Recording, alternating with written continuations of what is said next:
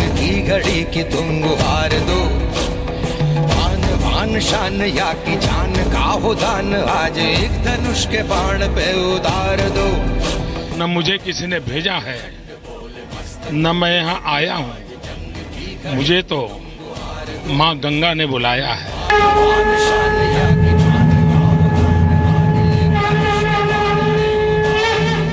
UP में BJP का वनवास खत्म करेंगे मोदी।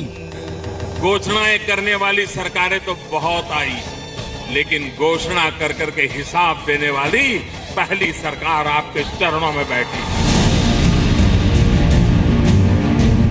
14 साल बाद लखनऊ में फिर खिलेगा कमल। अब तक जिन्होंने सरकारें चलाई हैं, उनके लिए हिसाब देना जरा महंगा पड़ रहा था।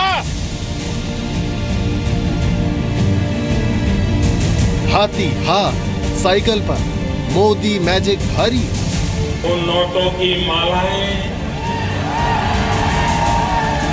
ऐसी ऐसी मालाएं लगती थी, मुंडी भी दिखती नहीं थी। एक को संभालो तो दूसरा नाराज, दूसरे को संभालो तो तीसरा नाराज।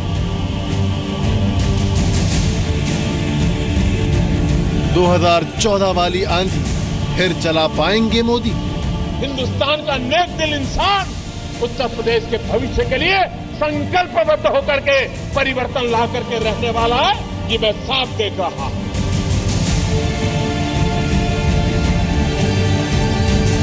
दो 2019 के फाइनल से पहले 17 में नॉकआउट पंच। न मेरा कोई नेताजी है, न मेरा कुछ नहीं, जो कुछ भी है आप ही लोग हैं। 2014 के लोकसभा चुनाव में ऐसी सुनामी आई थी कि सब बह गए थे, कोई नहीं बचा। अब नोट बैन के फैसले के बाद यूपी में बीजेपी की सरकार बनाने का दबाव और दारोमदार एक बार फिर मोदी पर ही है।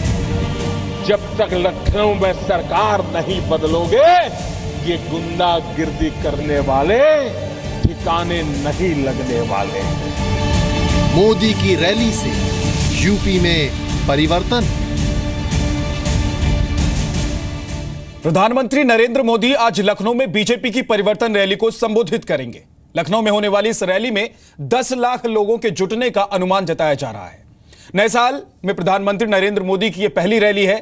इस रैली में पीएम मोदी मुलायम परिवार में चल रहे घमासान पर बड़ी चोट कर सकते हैं।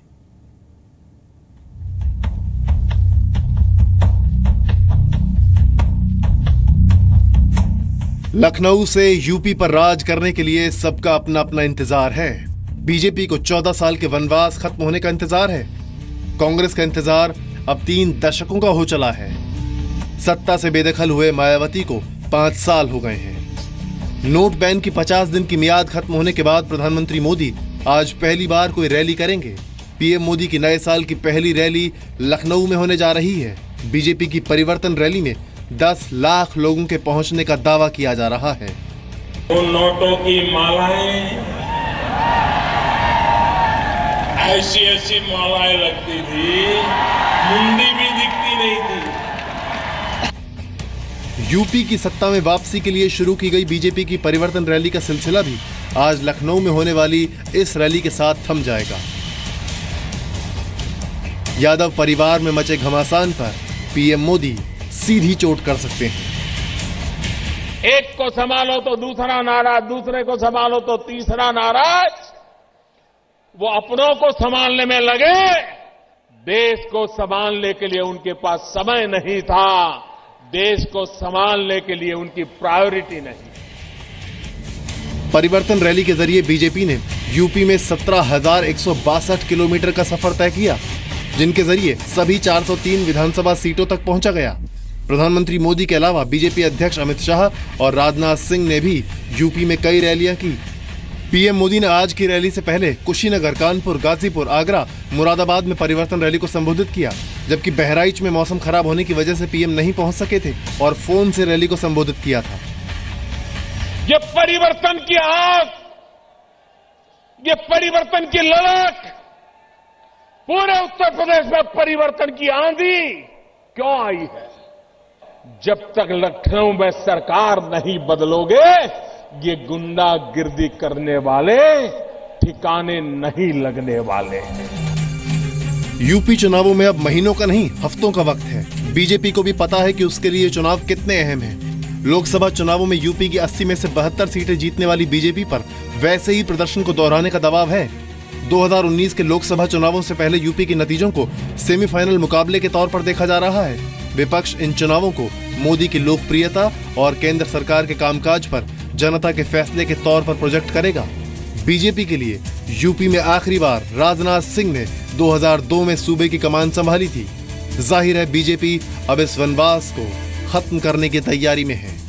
उत्तर प्रदेश में अगर इनकी पार्टी टूटती है, समाजवादी पार्टी टूटती है, तो it could be a coalition government. और बीजेपी के लिए उत्तर प्रदेश जीतना जो है वो बहुत ही महत्वपूर्ण होगा। अगर वो जीत जाते हैं तो उनके लिए एक बेस बन जाएगा 2019 के लिए।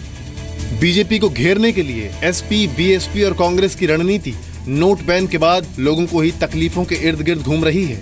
मोदी और बीजेपी के सामने सबसे बड़ी चुनौती यही है। कोई भ्रष्टाचार के खिलाफ लड़ता है तो गुनहगार है क्या? भाइयों बहनों, मैं हैरान हूं, आजकल मेरे ही देश में कुछ लोग मुझे गुनहगार कह रहे हैं। प्रधानमंत्री मोदी अब तक सभी परिवर्तन रैलियों में यूपी के विकास के लिए बीजेपी को आशीर्वाद दिए जाने की बात कहते आए हैं।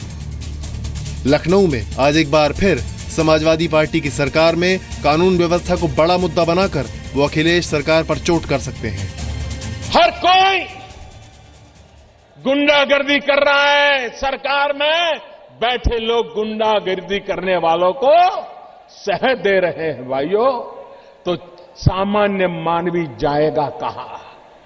उसका मकान छीन ले, उसकी जमीन छीन ले, वो जाएगा कहां?